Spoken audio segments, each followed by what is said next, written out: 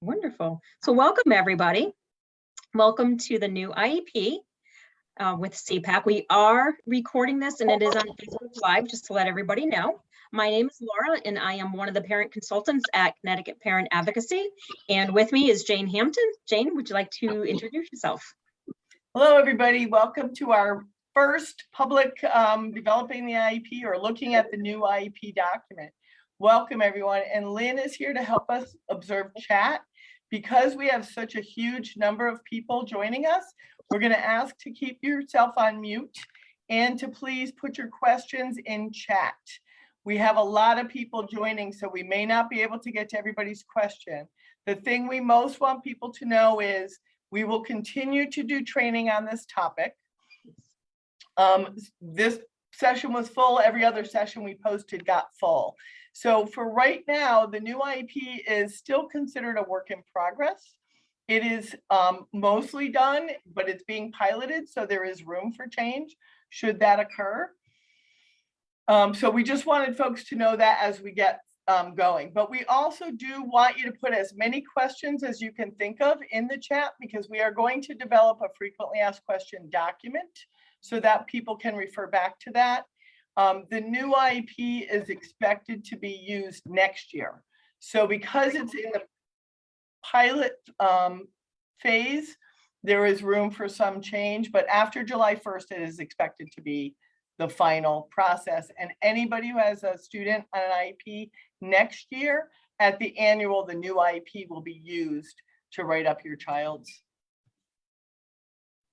new IEP, their new annual. So for the annuals next year, that's when this document will be used. Thanks for our emails are in the chat, and Lynn Rule is here monitoring chat. If you need something, just put it in chat and Lynn will make sure that we get it if it's something we can address in the middle of the meeting. Yes, please. So I'm going to start. Laura, are you able to admit people? Yes. Okay, thanks, because there are people waiting. And is everyone able to see the slideshow in the right way, or let me just make this change? Is that of a good size for people? Lynn or Laura? Okay, Melissa gave me a thumbs up. Thanks, Melissa. So we're here to talk about Connecticut's new IEP form. Thanks, everybody, for joining us. First, we want to talk a little bit about CPAC. And since 1983, we have been a parent training and information center. That is our role. Even though we have advocacy in our title, our job really is information center. We are statewide. We serve the entire state of Connecticut, and all of our staff are either individuals with disabilities or family members of individuals with disabilities. These are our partners. We work with several different agencies throughout the state. We work with more than these agencies, but these are our primary partners. One that people may not be familiar with is the Connecticut Family School Partnership. Connecticut has a family engagement center, which is relatively new, and CPAC is part of that work. For those of you who don't know us, the way CPAC does work is we are here to support other families in learning how to support their child with a disability in the special education process. And these are our missions, our mission and our vision on how we do that.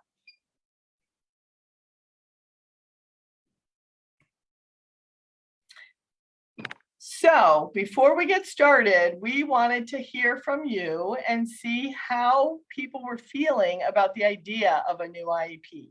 Lynn is going to put in the chat Mentimeter link. You can, once you see the link, if you can click on it in chat and go to the prompt, it will ask you to come up with one word, or you can use a few, of how you're feeling about the new IEP. So take a minute now to go there and register your feelings so we can see if we're able to impact them over the course of the next hour, hour and a half. Just so folks know, we are going to limit it to 90 minutes, but if we can finish sooner, that'd be great. But again, questions will be ongoing after today. Lynn, do you think that the Mentimeter link is all set? You can just nod, I can see it. Yeah, I put it in the, I Okay, put it in the chat. yeah, my chat is just not wanting to show up for me, so thank you. So I know a couple of people shared comments in the chat. If you can click on the link that is there and do it through there. Yeah, so all your comments will be combined into one place that we can look at them all together if you use the link. Thanks, Lynn. So I'll come back to this in a little while, giving folks a chance to enter their thoughts. And we'll go on with our topic for today, except for, did not want to move. So the goals for today are we're going to do the new IEP form section by section. Laura's going to walk you through the physical changes of the new IEP form. But before that, we're going to talk about how this new IEP impacts the process and how folks are having a conversation about developing an IEP. And then we have some resources. Lynn will share some links later on as we get in on some new modules, both in English and Spanish on the new IEP. Okay, we wanted to share these acronyms. Not everyone is familiar with acronyms. Also, if anybody has any questions about acronyms, you can put them in the chat. Lynn would be happy to answer them, but Laura and I will do our best to try not to use them. But if anybody does have a question about an acronym that we're using, please feel free to let us know. Do we have live captioning? Someone asked for captioning to be turned on. We do not.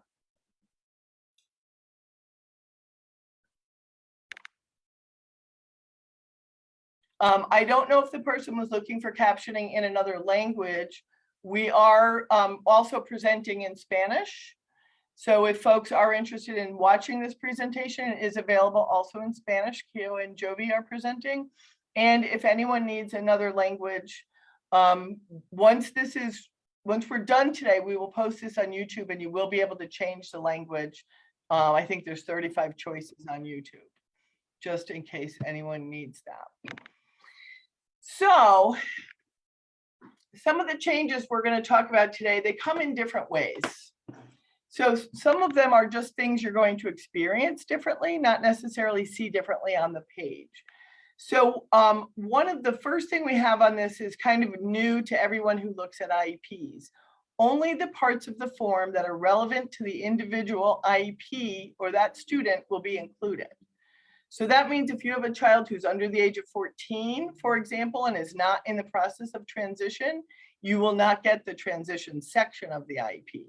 Currently, you get the whole document, whether it applies to your child or not. That will not happen. Now you will just get the sections that are relevant to them. I think what that means to us is that it's really important to know what the whole document looks like and then whether you have the parts that are appropriate for your child or not. Prior written notice is currently page 3 of Connecticut's IEP. That is being pulled out and will be a separate document. Prior written notice, excuse me, is where the, oops, I clicked somebody in and I changed my slide. That's where the decisions are recorded in the IEP. And so that will come to you as a separate document. It's important to know that's a very important document to receive. And then the page for the optional summary, currently page 2 says at the top, recommendations, and at the bottom, it's an optional summary. That will also be a separate document. And it's still optional. Districts can choose to use it or not. You can have a discussion about that, but it will be provided if it's used as a separate document. And then the last bullet on this, which is about just the general changes to how you'll experience the IEP, parents will have access to the form in the portal, as well as other relevant documents. If the other documents are state forms, so for example, consent to evaluate would be a state form that would be available in the portal, consent to provide special education, any form that Connecticut has that's related to the IEP should be available through that portal if it's relevant to that student. Lynn, any questions yet? Okay, don't hesitate to ask. We'll give you an opportunity to ask them. Someone's asking about someone's asking about how they can access the portal. The district will give you access to the portal. Think of, I mean, I haven't used the portal, but think of like Power School. The idea, or Parent Portal, I think is another brand name. If a parent, you were given login. However, if a parent needs it in a PDF format sent electronically, that can be asked for. Paper can still be asked for. And if you are in the portal, it is downloadable and printable, I'm told. So something that makes it a challenge to train on the document is that it's no longer referred to in pages. So right now, as CPAC staff, and if a parent calls us, we can say, turn to page 12 or turn to page 11 and we'll look at the service grid. Now that's not going to be quite as simple. It's really more by section based on what that section is about. And so you'll see as Laura and I talk about this, it's a little bit harder to reference, but I think we'll all get there.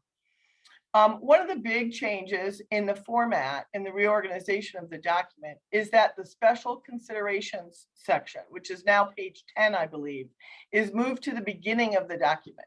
It's page 2. I'm sorry, my screen is moving. And the intent here is that we consider these special considerations before we consider the entire IEP. So just to refresh some of your memory, special considerations includes hearing impairment or deafness, behavioral needs to the point of requiring a behavioral intervention plan or functional behavioral assessment, visual impairment, and I believe it's EL. Students that are English language learners are on that special conditions page.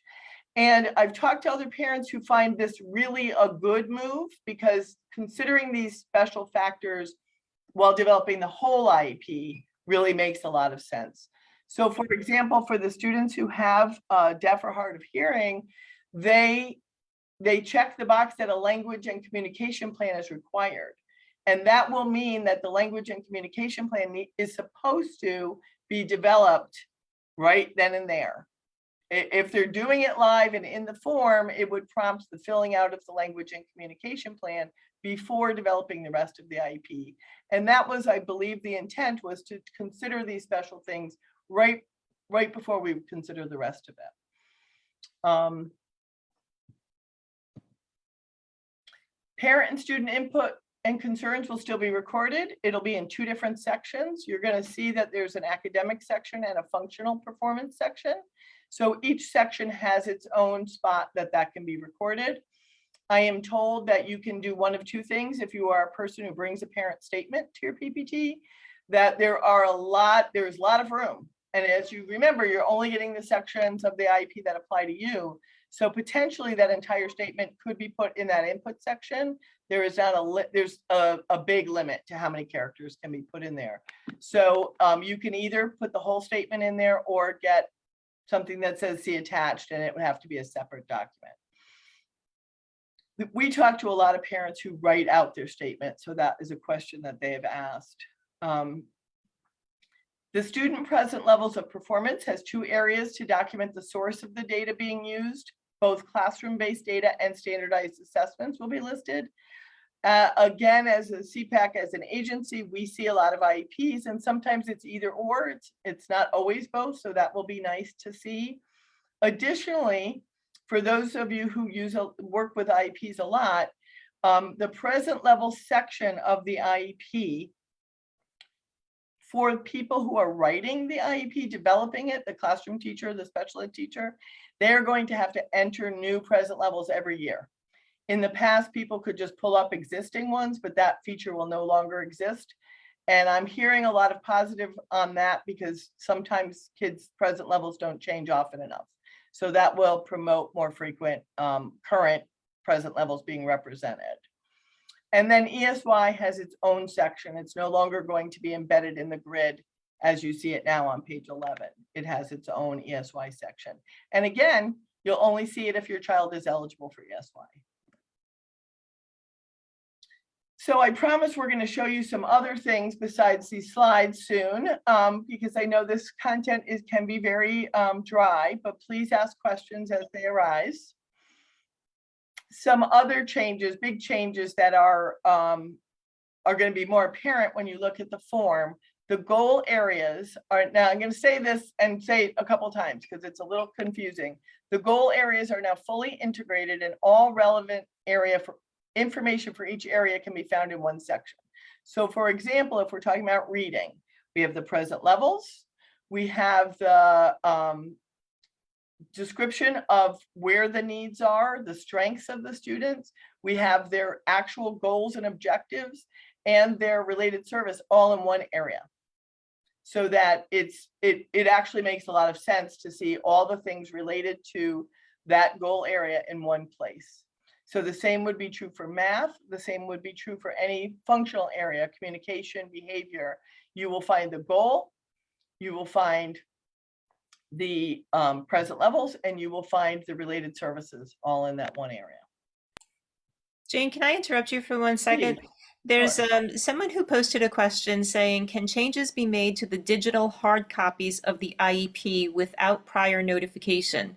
So could you just be a little bit more specific on that question? Because changes shouldn't be made to the IEP without prior notification. So I don't know if you had something more specific. C. Harris was the person who asked that question. Okay, let me know if you have more detail. So in this next, I don't know if you guys can see my cursor, but the student's present level of performance in the identified area need is, so these are all the things that go together. And one piece that's brand new to the IEP is the fact that curricular standards are used to set the goal. So if the child's working on reading, the teacher who's writing the IEP will find the Connecticut core standards that match that, so that your IEPs are standards based. So the child should be working on standards that are expected of all students. And the progress and the data should be based on their progress in that standard as related to the goal. And then again, that related service area will be there. Now, I think the next slide is a picture of that section of the IEP. So you see the goal is at the top. And so this is just an example of reading. Then the benchmarks get included, the short-term objectives. Here is where the teacher will list what development or early learning developmental standards will be for preschoolers, but the Connecticut core standards are for the students above preschool level. And then the related service down below. So it's kind of a nice snapshot of that student all in that area. So I'm hopeful that that actually ties things nicely together for people. Can you just go over that one more time, Jane, about the reasoning behind that change? Well, when you think about the current document, we have present levels. And so the present levels are just above this, in the section just above this. So we have present levels, and then we go through several pages before we get to the goals that relate to those present levels. So the idea here is the student struggles with this and has strengths in this. And so these are the goals we're going to work on. These are objectives that are going to get them there. This is how we know this is important because it aligns to our grade level expectations. And then these are some related services that might be necessary, if necessary, to support that student. So it's just kind of a nice little package of all the things related to that area of need. Does that make sense? Yes, thank you. And will there be a drop down for the Connecticut core standards, or will they need to be typed in? That's a great question. I don't know the answer. And so I'd ask you to put that in chat so we capture it. I think the bottom line is they do come from a website. So whether they have to go to that website and cut and paste, or whether they have to drop it down, there is a place where they exist that they're going to get them from. Meaning that it's not something that's vague or, undetermined. But I appreciate the question, Landon, and we will put it in our FAQs. I'm not sure. Oh, I think this is there we go. So supplementary aids and services is the new name for this section, formerly known as modifications and accommodations. Or we're saying it's formerly known as. It's not everything that went in there. This is a whole new section on the IEP. And when Laura goes through the sections, you'll see it. And you will see that assistive technology is broken out and adult support is broken out. So currently you see modifications and accommodations on the same page, and it does say assistive technology under every single area, but a lot of times that's not filled out. And this is designed to really pull it out and have people answer it about each student, including adult support if needed. And that will be about para support or any other adult support that's needed beyond the classroom teacher, special ed teacher. And then the next section down is called indirect services. If you think about for those of you who are very familiar with Connecticut's current IEP, the bottom of page 8, excuse me, has supports for personnel on it.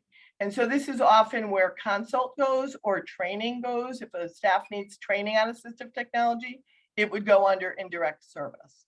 So that also has a new title rather than supports for personnel.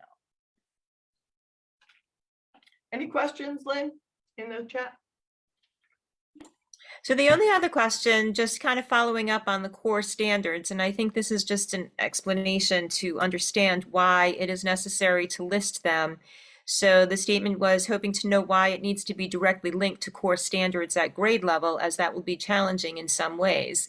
And I think the question is probably coming as a result of situations where children may not be performing at grade level.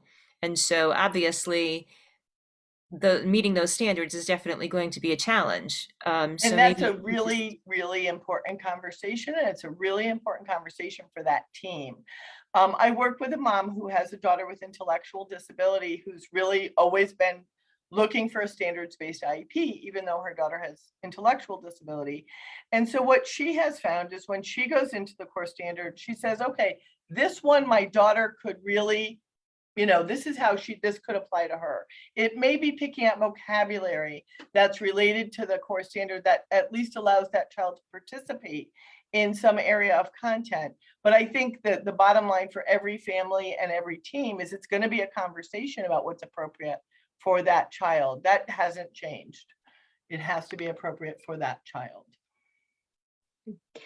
I do have another question that was directed to me. When goals are being written, does the standard need to be on the grade level of the student? So I asked that question a little bit differently, so my answer doesn't apply. So I think we need to ask it in that way, because I asked it specifically about reading, because that was the question we had received last time, was if their reading is off level. And I was told there are standards for reading all the way till 12th grade. So I can't answer about other areas because I was asking specifically about reading. So I would say that's definitely a question for our frequently asked question document, which everyone, we will post it on social media, will be on our website. We will make sure everybody gets their hands on those questions because, as we said, some things just don't have answers yet, or we don't know the answers yet, but we will keep working on gathering those for everyone and share them. Right, and I think that's a great point, Jane, that so everybody knows this is sort of like a working document or a working training, because as we're asking questions to the State Department of Education, they may have not thought of those questions or addressed it in the new IEP, and they are making some changes, or at least answering the questions and making it clearer. So Laura, given that this is transition, I feel free to jump in, okay? I will say what I can say, and then if you know more, please feel free. And I think it might be helpful to tell people, Laura did do, correct me if I'm wrong, a session that is on our YouTube channel about transition in the new IEP. We had Lisa Trachis from the State Department of Education on the speaking to transition, and she did go over the new IEP. So yes, it is on our YouTube. And what is the name of that session? Is it about is it called Alicia or? No, it's called, oh gosh, it was just the other month and I'm stretching my brain here. It's the State Department of Ed. You know what? I'm not sure of the title. Well, go to YouTube. It was just last month. It was in November. I do know it was November. Oh, November. Okay. So embarrassing to say. I can't remember, Pat. It's in November. I think you're not alone. Right. So anyway, there is additional information from Alicia and the state on transition, specifically on Laura's November Transition Tuesday. So the transition page functions very similarly to all the other areas, such as reading or behavior, and all the information on transition is also in one place. There is a place for a list of transition assessments that will be included. And as I said in the beginning, that it will not be provided if your child is not of transition age. And the other piece is that the transfer of age used to be right at the bottom of the transition page. It is in a whole different section of the IEP. It's closer to the end. Okay, we're almost there. We're getting there. The individualized statewide assessment information is going to look very different because it's based on student grade. If you think about that page now, it's got every grade and you check a box, and it will be very specific for that child based on that named test and the assessments that are allowed, accommodations that are allowed for that particular assessment. And then there's just a little note that we thought was important. There is an alternate eligibility assessment form that will be used for students who may not be participating in the standard assessment. So know that that would be a separate form if your child is a child who might need to be made eligible for an alternate assessment. Okay, so before we do this, I would like to see if I can find our results on the Mentimeter so far. So give me a minute.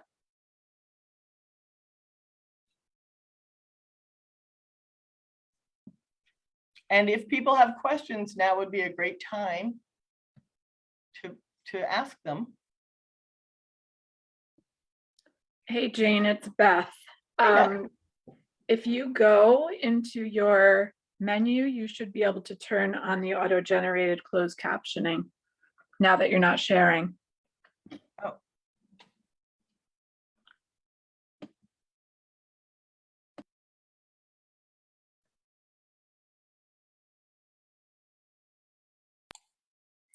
While you're looking for that, Jane, we did have a question here too. The first one was, why not have the age on the transition page?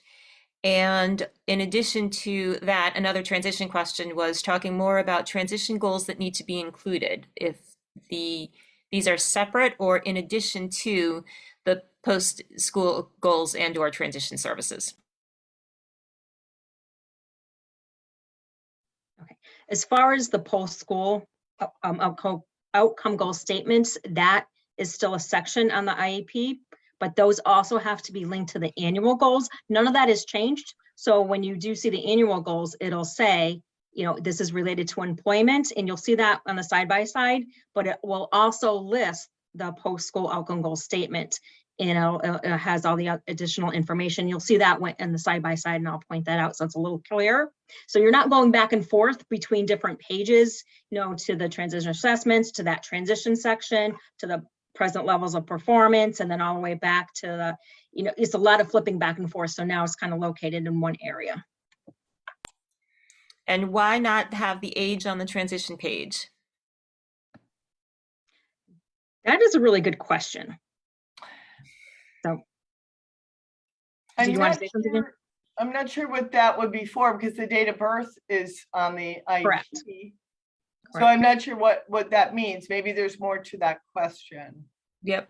And then one other question that I have before we move on, which actually I was asked this by someone else as well, if they will be loading the historical IEP documents into that parent portal, and when does all of this get launched? So I think the question being, we know that the IEPs are rolling out next year, but the question about the access to the parent portal.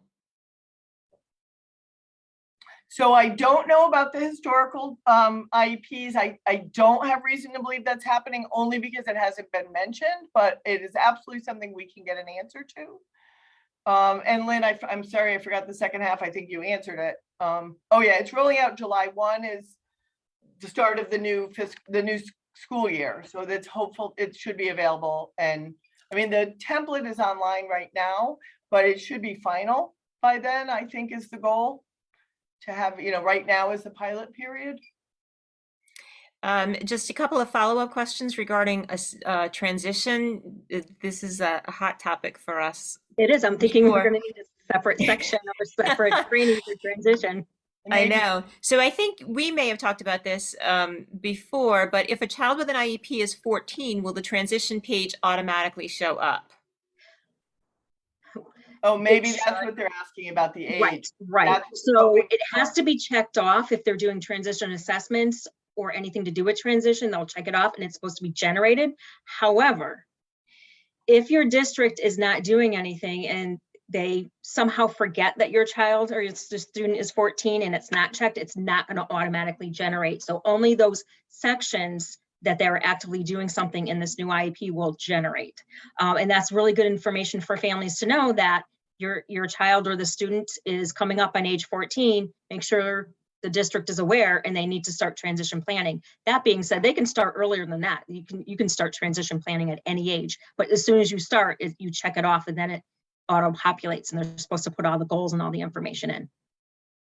And if a child is authorizing their parents to assist at 18, is a form going to be added to that? I believe that's probably in reference to the transfer of rights. Correct, So will that be correct. So there part is, of that? yes, on the side-by-side, you'll see that they can upload some documentation. So if the student does write that letter, it should be uploaded into the form. Will all of the assessments also be included in the parent portal? The evaluation results won't necessarily be there. I believe that if the district wanted to upload it, they might be able to transfer it through there.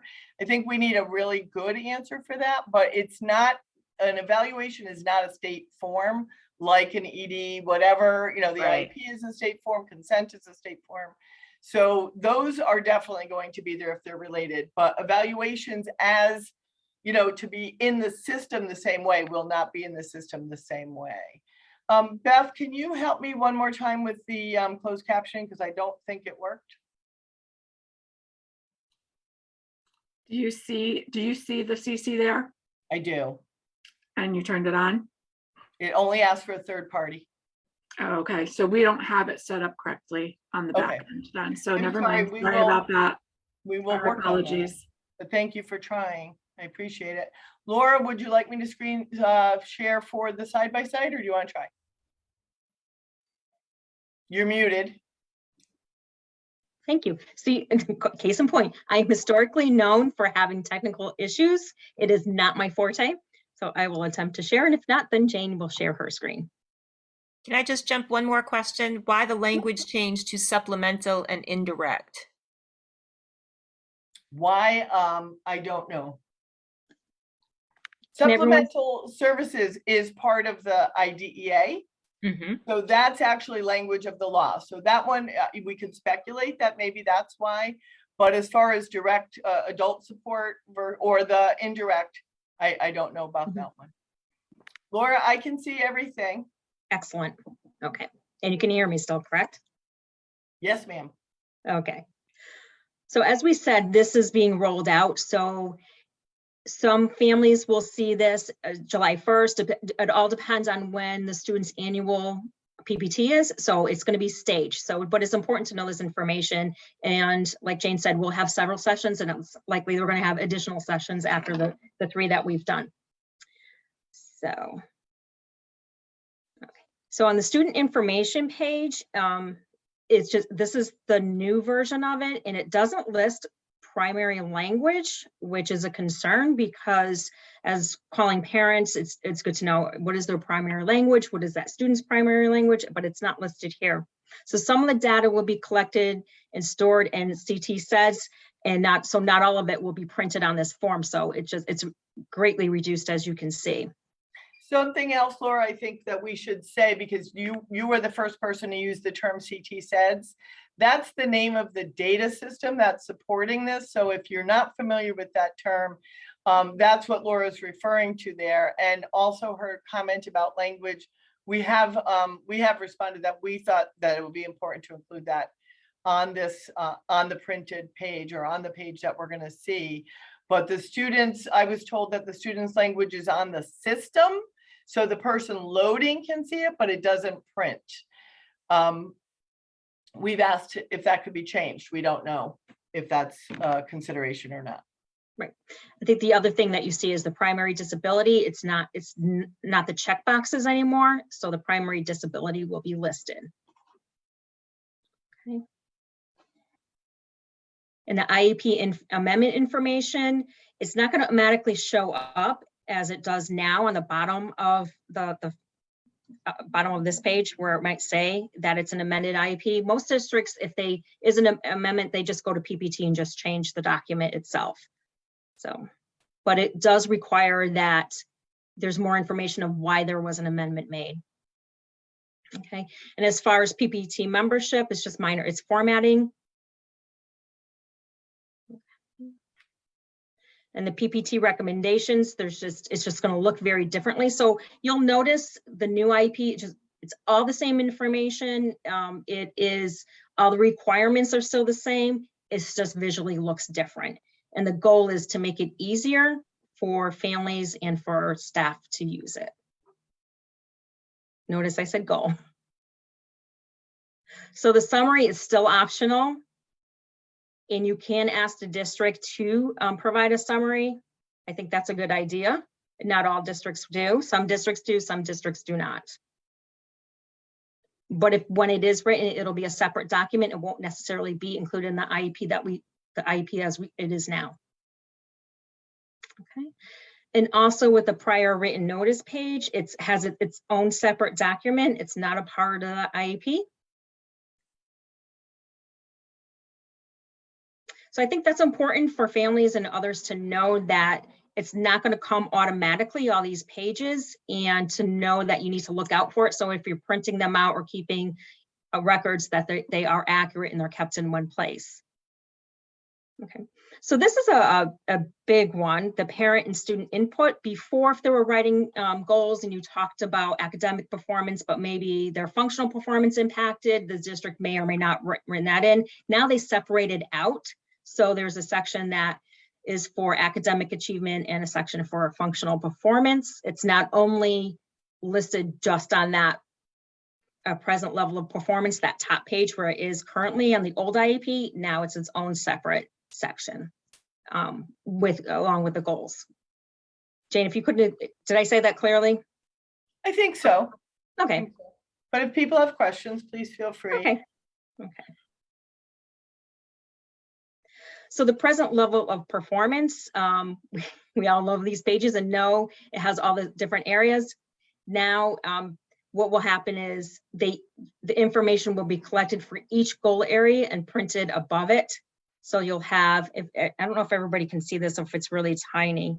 So it'll have the goal, the present levels of performance, the strengths, the concerns, and then the impact. So before, you would have to go to the present levels of performance, go to the goal, and you kept flip-flopping back and forth. The idea is to keep it all in one section. I personally feel it's easier because I'm always flip-flopping back in between my children's IEPs, and it just gets frustrating.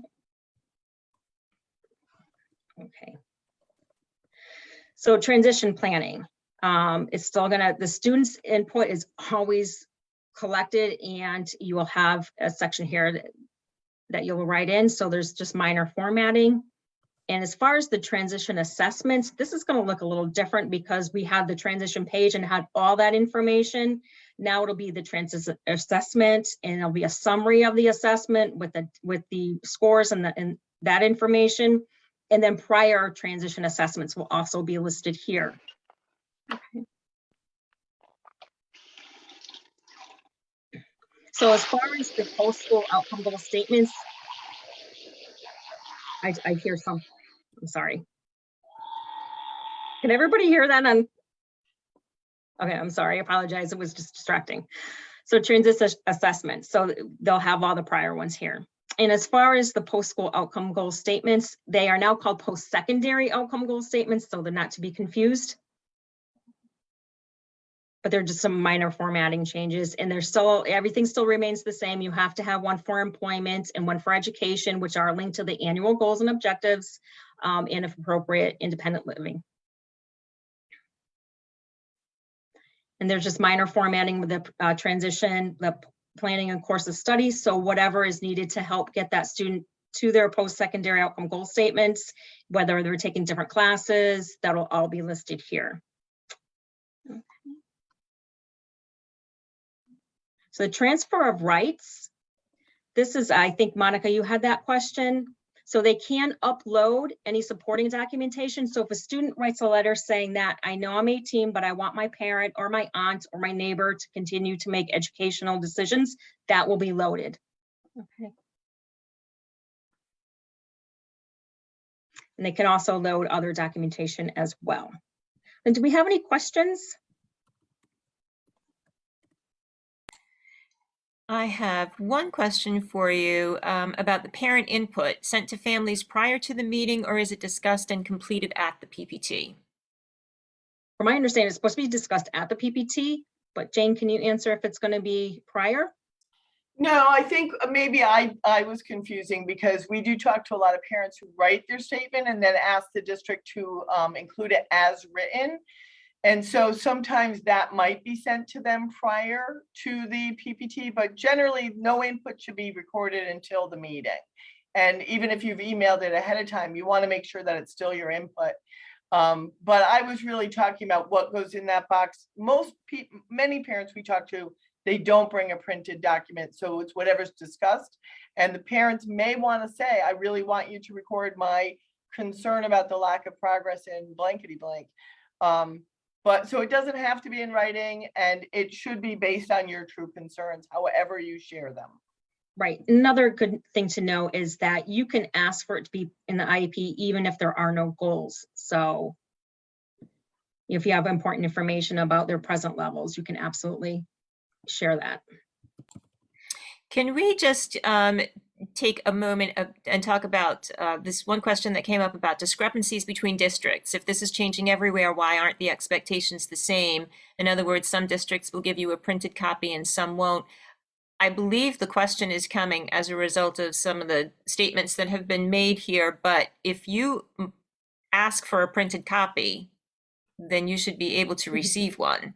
So I think that the way that we've expressed this, some districts may automatically provide a printed copy, and in some cases you may have to ask for one.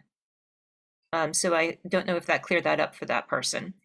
And if you can just give some more specific information, Laura, on transfer of rights needs to be written and signed off on before their 18th birthday. Correct. So when the student turns 17, the school district is supposed to notify you that the transfer of rights will happen at age 18. And they will be documenting that. And so is there more to that question, or can you read that again? I just want to make sure I captured. I'm sorry. So the actual question said, does the transfer of rights need to be written and signed off on before or after the 18th birthday? And it's before the 18th birthday. Right.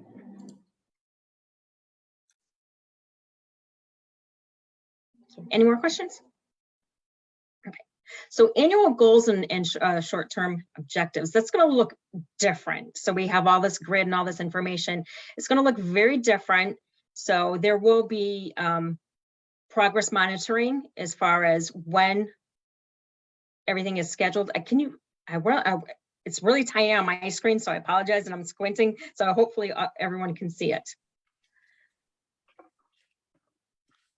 I think So a lot of the idea with the side-by-side was to give a general overview of what it looks like, how it differs from last time, the current one. And So, Lynn is posting the link to the current one. If you want to look at it larger, you can pull up Thank the you. actual template of the document, but it might not flow the way Laura's flowing either. no. So they will, they have built in, progress monitoring, the standards. They're aligned with Connecticut core standards, and for transition, you can also align with the Connecticut transition checklist and also to college and career readiness standards. And that is the big thing, is that they're aligned with those standards. So accommodations and modifications, which is formerly known as page 8, is now called supplementary aids and services. And there's the 4 categories of accommodations, modifications, assistive technology, adult supports, and hopefully this just makes it all clearer. That's the goal. That is the goal, and locations for each will be on this page also.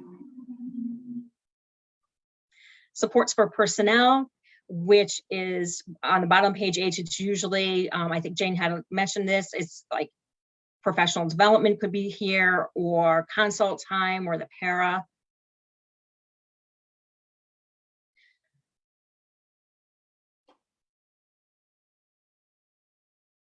Okay. And statewide assessments. That's going to look a little different. It includes information on statewide assessments based on the student's grade, what grade they're in, and the type of assessment that's needed for, and the supports that are needed for that assessment. And for Smarter Balanced, it will be automatically submitted to the vendor. And I know for like the SATs or something of that nature, it'll be submitted, this district needs to submit it to College Board, what accommodations are needed. So it's just going to look very visually different. Okay, and statewide assessments continued, so you can see that on the page. And English language proficiency, the assessment formatted is different and it's required. So if the student is English learner, then it is checked off and it is required documentation. So you can't move forward until you finish this. And district assessments, the formatting is different, but all the information is the same. But it does have the name of the actual district assessment will be here. In the alternative assessment eligibility form, it's not technically part of the IEP, but it is in the CT SEDS information and process flow. So that would, I would assume, means it's available in the portal. It's exactly. And as we said before, they should be able to print all the information that's in the portal.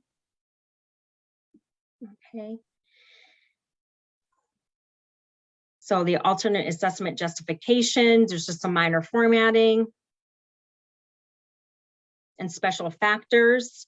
We talked about this earlier, and it is information that is included, and it is to be, it's at the beginning of the IEP and also at the PPT meeting, because if there is a special consideration, that's going to generate the conversation throughout the whole entire IEP and development of that IEP.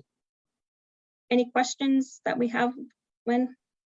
We do have a couple. Yes, I do have a few. So one, I want to jump back to the transfer of rights. We had a question here asking if the transfer of rights will work for state-appointed surrogates. And I asked this person to clarify what they meant by that, if they were referring to whether the student can sign a transfer of rights for their state-appointed surrogate. Is there any additional information that you can share about that? Oh, she's here. Can we unmute her? Yep. Carrie, can you give us, can you ask? Yes, yeah, I have students who I represent through the commissioner. So I'm just wondering, right now, there's a separate state form that I send in once they're on their 18th birthday that they sign, giving me the rights to continue their IEP. It may be a little bit different. I'm not sure. I'm just wondering. Either way, when they get 18, they have to agree to the continued service. So I'm wondering if this will serve dual purposes. That's a really good question, because I have not heard that one. I try to come up with something. I have not heard anyone. I believe it is. From what I have heard, if it's the same form, students are always allowed to sign documentation saying that their parent, their surrogate parent, their guardian, well, guardian's a little bit different, but continues to have the right to advocate for them, even if they're not under a guardianship or conservatorship type situation. So yeah, right now it's covered by the SP 500 form, the continued service option. I mean, it's basically saying the same thing. I was just wondering if that's one paper I have to. Right, just as if the student wrote a letter saying they wanted their parent or someone to maintain it'd be the same thing, and they would upload that. I would assume it would continue, but I think that's a good question to ask to make sure. All right, thank you. You're welcome. And also, this is a very important question about language access. If the primary language isn't listed, will we also be able to view that the language is listed correctly elsewhere wherever it is documented. Primary language is very important, for example, the students that require ASL access. So I was told that it's available on the portal to the professionals who have access to the portal, but I'm happy to share your feeling along with ours about how important this is, that everybody be able to see that information, because it really matters to everyone. And I just don't know that every teacher in every school is going to have access to the portal. And so I am told, though, that student language is available in other areas for teachers to access in districts, but we will continue to agree with you that it's important that that information be captured, and we'll continue to advocate for that. So thank you. And Jane, forgive me if you said this, but the portal, the IEP document is in 10, is translated into 10 different, or have the capacity to translate into 10 different languages. Yes, and thank you for saying that, Laura. That should really be on the slide. We should add that, and we should get all the languages that it will be available. Thank you. We should add, that should definitely be an upgrade. And so, yeah, so other things will be translatable too. Anything that's in the portal system, like the age of majority, you know, all of these things that are state forms can be in those 10 languages. Thanks, Laura. Really important point. Absolutely. And someone was asking for some clarification. Clarify, is the section related to personnel support designed to assist with calculating for professional development?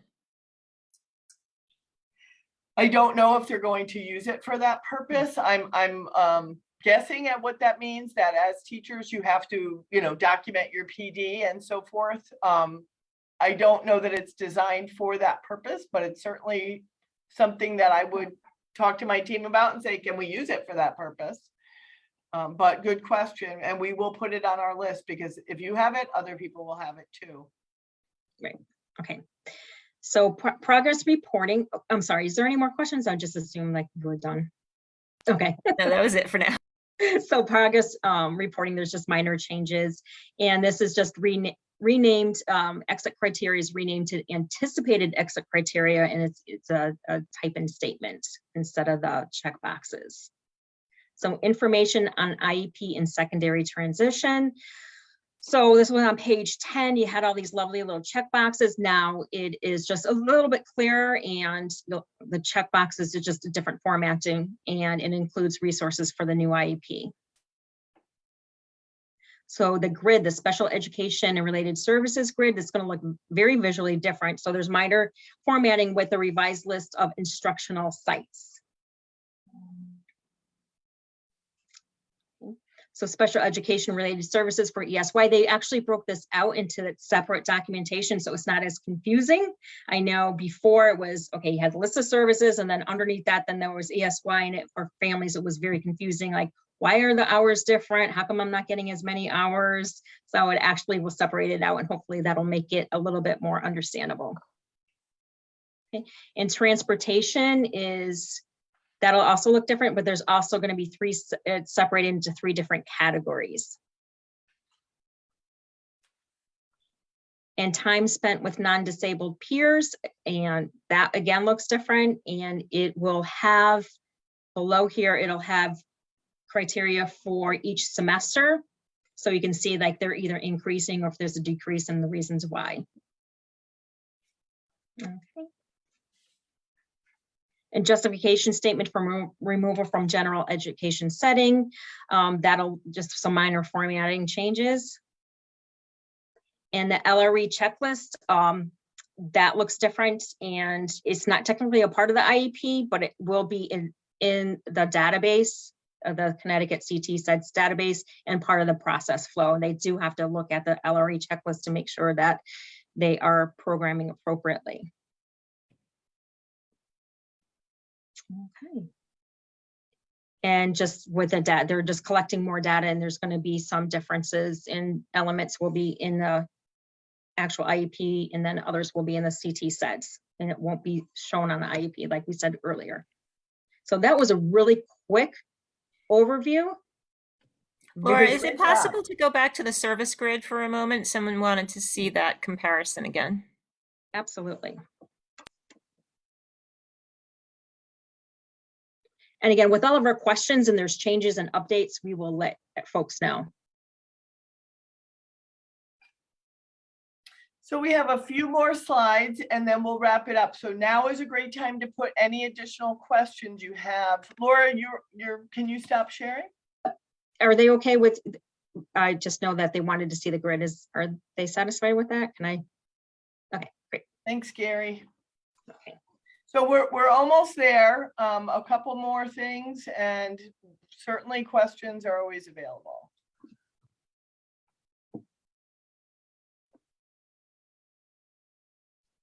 So we did the side by side. We wanted to make sure that you guys receive these modules and we're aware that they are about the IEP in general. They're about what is an IEP, who participates, what people's rights are. And Lynn's going to put these in chat for you. And feel free to give us any feedback you might have on them. But they are, I want to say long, I just mean they're very comprehensive is what I'm trying to say. So they're definitely worth your checking out.